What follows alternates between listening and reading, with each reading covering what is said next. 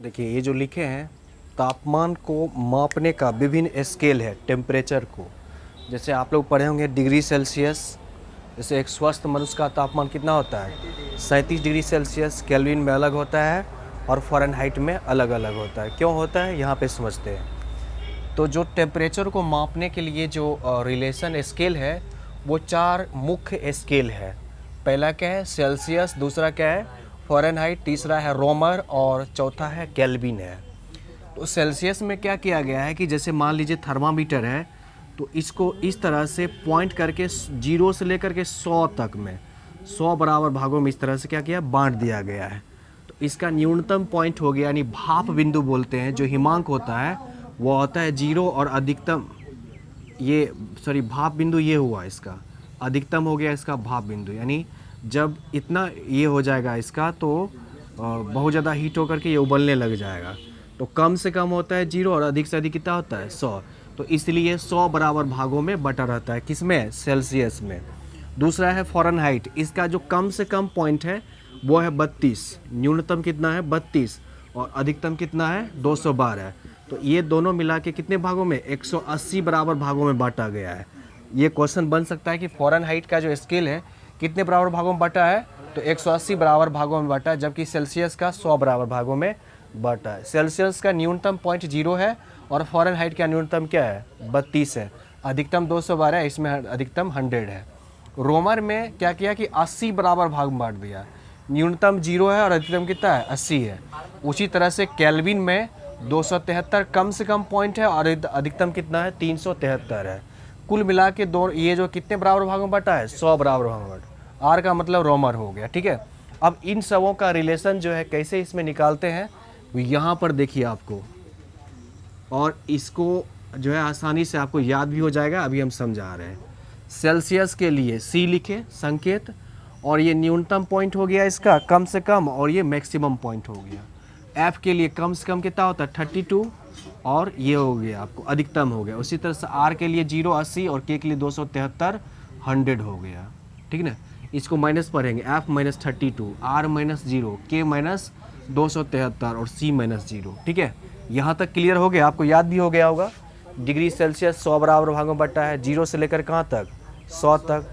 Fahrenheit जो है वो 32 से लेकर के कहाँ तक 212 तक, कितने बराबर भाग में बटा है 180 में। और फिर रोमर है 0 से 80 और केल्विन है 273 से लेकर के 373 तक। और ये चारों का चारों स्केल किस चीज़ के मापन के लिए है तापमान को मापन के लिए, ठीक है। अब इससे क्वेश्चन क्या बनता है, जैसे अभी हमने बताया आपको कि एक स्वस्थ मनुष्य का तापमान कितना है तो 37 डिग्री सेल्सियस है, ठीक है, 37 डिग्री सेल्सियस है। तो कई बार आपको क्वेश्चन आ जाता है कि 37 डिग्री सेल्सियस कितने केल्विन के बराबर है, या 37 डिग्री सेल्सियस कितने फ़ारेनहाइट के बराबर है। इस तरह का प्रश्न क्रिएट किया जाता है, तो उसी को इसमें समझना है।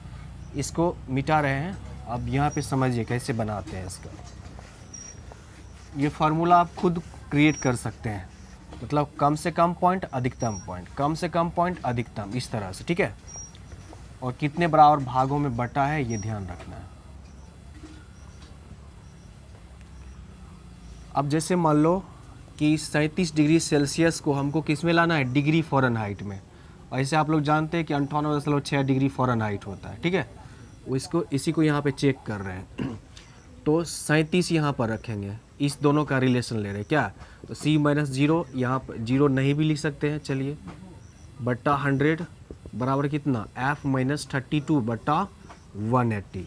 देखो 0 0 कट जाएगा यहाँ से, 2 से कितना बेर में 5 बेर में, और ये 2 से 9 बेर में। C जगह कितना रख देना है 37 रख देना है, हमको ये F निकालना है।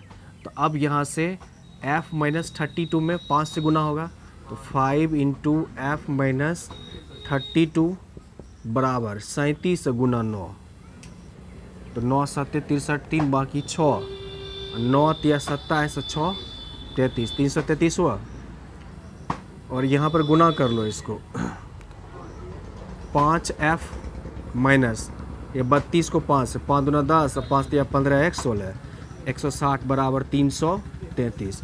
ये माइनस इधर आएगा तो प्लस, तो 160 इसमें क्या करेंगे प्लस कर देंगे, तो 3 6 3 9 3 1 4, तो ये हो जाएगा 493।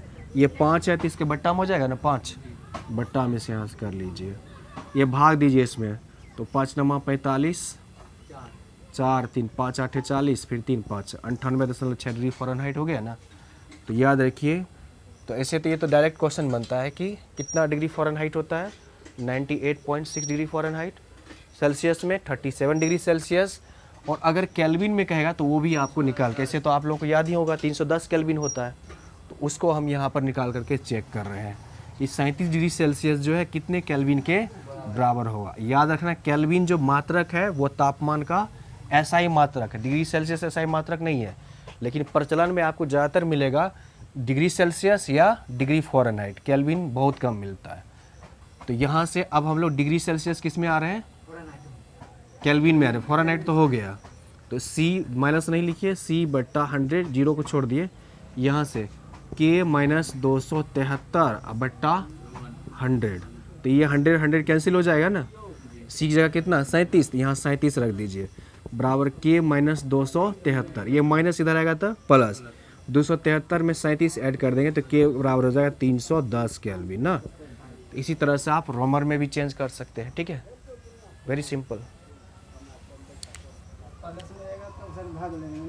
हाँ, मतलब किसी यहाँ पर कोई भी रिलेशन है यहाँ पे एडजस्ट कर देना है, सेल्सियस फ़ारेनहाइट में, सेल्सियस केल्विन में, या इसमें कर सकते हो।